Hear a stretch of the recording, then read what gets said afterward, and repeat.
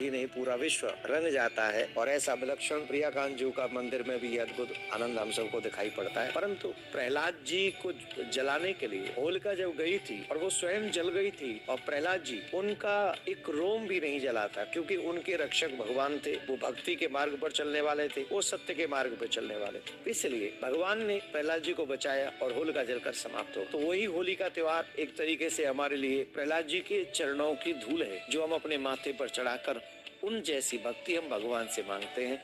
इसलिए श्रद्धा भाव से हमको होली का त्योहार मनाना चाहिए। और भद्रा क्योंकि शुभ नहीं मानी जाती है, बहुत क्रोधी स्वभाव की हैं, और भद्रा नक्षत्र में भद्रा जब आती है तब उस समय कोई शुभ कार्य नहीं होता है और वो शुभ नहीं माना जाता है। इसलिए भद्रा होने तक हम ये होलिका दहन नहीं कर सकते। तो होलिका का दहन हम लोग कौन से समय करें, वो मुहूर्त क्या होगा? तो जो बेस्ट टू बेस्ट टाइम है, जो शुभ मुहूर्त है, वो मैं आपको बता रहा हूँ। मैं आगे बताऊंगा, उससे पहले कुछ उपाय मैं आपको बताता हूँ कि ये देखो, हमारे यहाँ कहते हैं ना कि जब होलिका दहन होती है तो हम लोग नई अनाज हमारे घर में आता है, तो वो बाल आती हैं तो उनको हम लोग होलिका को भी अर्पित करते हैं और अपने घर के बड़ों को। हमारे ब्रिज में तो राम राम करने जाते हैं कि वो अनाज के दाने लेके बाल जला के फिर उन सबको गांव में, हमारे गांव में बांटते हैं। हम लोग अपने घर के बड़ों को, छोटों को देते हैं।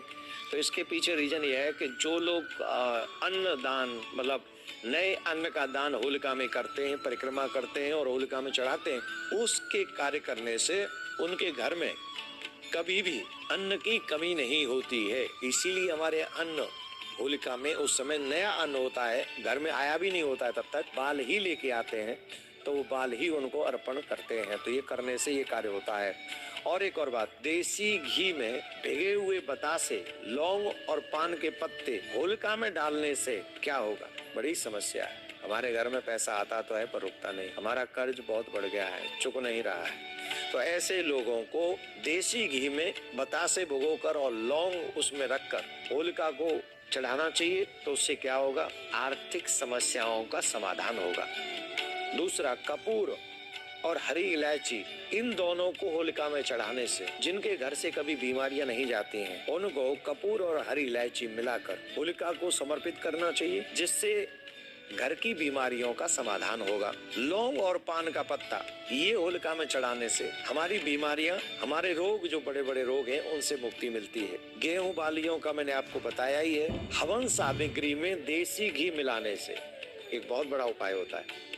कई लोग कहते हैं कि हम बड़े दुखी हैं, हमारे बच्चों का विवाह नहीं हो रहा है, ये समस्या है, वो समस्या है। तो ऐसे लोगों, जिनके पर्सनल सुन रहे हैं इस वीडियो को, जिनके घर में समस्या है, विवाह के बच्चों की समस्या है, बच्चे सुन रहे हैं उनके विवाह की समस्या है, तो उन लोगों को चाहिए कि वो हवन सामग्री में देसी घी मिलाकर उस होलिका की जलती हुई अग्नि में डालें।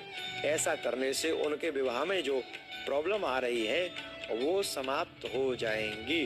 तो अब मैं आपको बताता हूँ कि होलिका का शुभ मुहूर्त क्या है और आप इस शुभ मुहूर्त में होलिका दहन करें। आप सबके लिए होली की बहुत बहुत शुभकामनाएं। प्रियाकांत जी कृपा करें कि आपके जीवन में यश, वैभव, तरक्की बनती रहे और आपके बच्चे यूं ही सनातन की सेवा करते रहे। होली आ रही है, अब देखना देवर भाभी को कैसे कैसे गुलाल लगाएंगे, तिलक लगाएंगे। और जो अच्छी भाभी भी होगी वो पैरों में गुलाल लगवाएगी। देवर हो, देवर बेटा होता है। अगर देवर को रंग लगाना है तो बड़ी भाभी के पैरों में गुलाल लगाना चाहिए।